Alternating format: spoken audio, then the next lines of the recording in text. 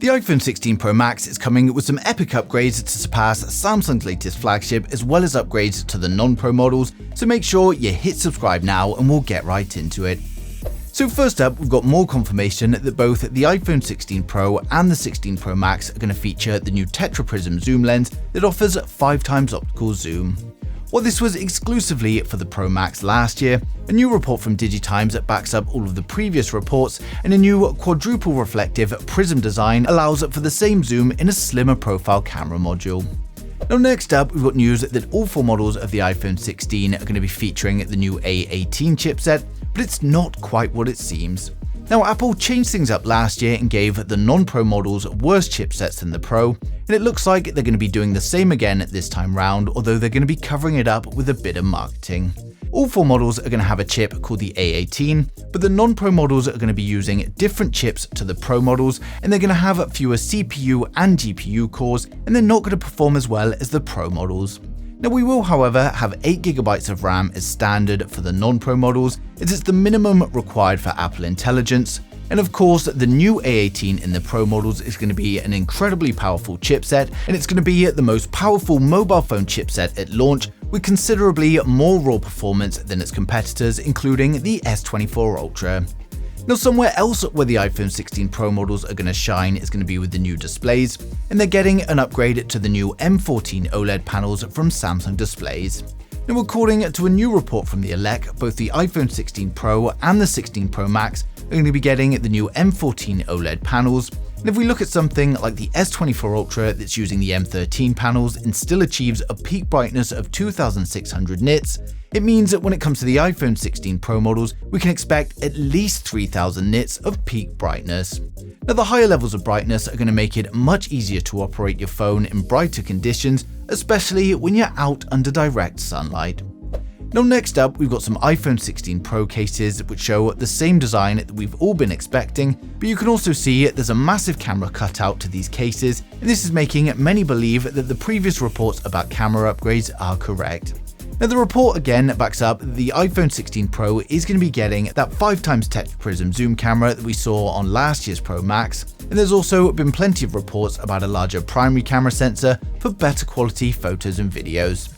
Now for those excited for the iPhone 16 series though, we're now going to run through the full specs, design and the expected pricing for each model in the range to help you guys decide which one is right for you.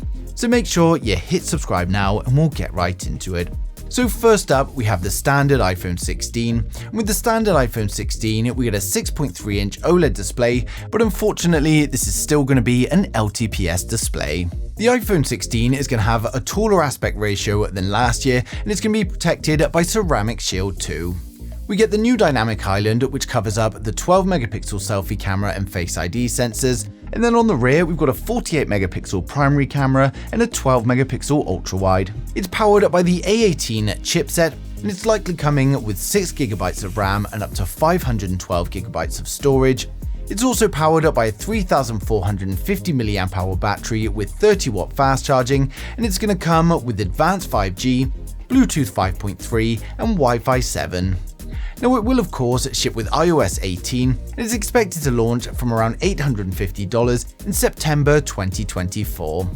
Now next up, we've got the iPhone 16 Plus. With the iPhone 16 Plus, we get a 6.9-inch OLED display, and again, unfortunately, this is another LTPS display. It's got a taller aspect ratio than its predecessor and is protected by Ceramic Shield 2. We get the new Dynamic Island, which covers up the 12-megapixel selfie cameras and Face ID sensors, and then on the rear we've got a 48-megapixel primary camera and a 12-megapixel ultra-wide. It's powered by the A18 chipset, and it's likely going to come with a choice of 6GB of RAM and up to 512GB of storage. It's powered by a 4420 mAh battery with 30W fast charging, and it comes with the advanced 5G, Bluetooth 5.3 and Wi-Fi 7. Now it of course ships with iOS 18 and is expected to launch from around $950 in September 24. Next up, we've got the iPhone 16 Pro. Now the iPhone 16 Pro has a 6.3-inch 120Hz LTPO OLED display. It's got a taller aspect ratio than its predecessor, and the Pro is protected by Ceramic Shield 3. We get the new dynamic island, which covers up the 12 megapixel selfie camera and Face ID sensors. Then on the rear, we get a 48 megapixel primary camera, a 48 megapixel ultra-wide camera, and then we've got a 12 megapixel tetraprism camera with 5x optical zoom. It's powered up by the A18 Pro chipset, and it comes with 8GB of RAM and up to 1TB of storage, and it's also powered up by a 3450 mAh battery, and fast charging is still unknown at the moment, but we do expect some improvements, and of course it comes with the advanced 5G, Bluetooth 5.3 and Wi-Fi 7. It will of course ship with iOS 18 and is expected to launch from around $1,100 in September 2024. Now finally, we save the best to last, the iPhone 16 Pro Max. With the iPhone 16 Pro Max, we get a 6.9-inch 120Hz LTPO OLED display. Again, like the other phones, it's got a taller aspect ratio than its predecessor, and it's protected by Ceramic Shield 3. We get the dynamic island, which covers up the 12 megapixel selfie cameras and Face ID sensors. Then on the rear, we've got a 48 megapixel primary camera, a 48 megapixel ultra wide, and a 12 megapixel tetraprism camera with 5x optical zoom. It's powered up by the A18 Pro chipset. It comes with 8GB of RAM and up to 1TB of storage, and it's powered up by a 4500 mAh battery. As with the 16 Pro, we don't know the fast charging at the moment, but we do expect to see some improvements. Now it comes with the advanced 5G, Bluetooth 5.3 and Wi-Fi 7, and it will of course ship with iOS 18, and this one's expected to launch around $1,300 in September 24. So overall, the iPhone 16 series is looking like a great addition to the lineup, whether you're after the Pro models or the non-Pro. With better and brighter displays, upgraded chipsets and improvements to the cameras, it's definitely going to be a popular device. Now iOS 18 is going to bring out plenty of new features, with focus being on Apple Intelligence, but at least some of the new features may also be passed onto older iPhones as well. Now given its similarities to the predecessor though, I can't imagine anyone with an iPhone 15 is going to be rushing for an upgrade, but for anyone with an older iPhone or looking to get their first iPhone, then it could be a great choice.